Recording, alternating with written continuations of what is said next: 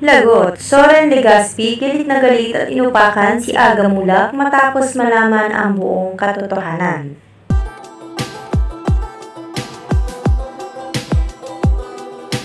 Muling nag-iinit ngayon ang usapin tungkol sa naging pagkaharap nila Soren Legaspi at Aga Mulak matapos ang kontrobersyal na usap-usapan sa pagkakaroon daw ng anak ni Aga Mulak at Carmina Villarroel. Paulit-ulit na inilan ng mga katanungan ng mga ito sa kung ano ba ang katotohanan sa likod ng pagkatao ng anak na lalaki ni Carmina na si Manny Legaspi.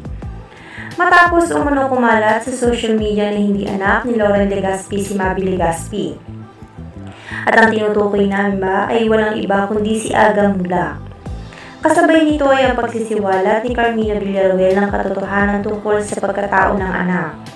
Umani naman ang samot-saring komento ang naging pahayag na ito ni Carmina Villarroel sa isang interview kung saan inamin at isiniwalat na nito ang buong katotohanan. Ganun pa man, sa kabila naman ng mga inamin nito ay marami ang humanga sa katapangan ng aktres dahil sa naging pagsisiwalat nito.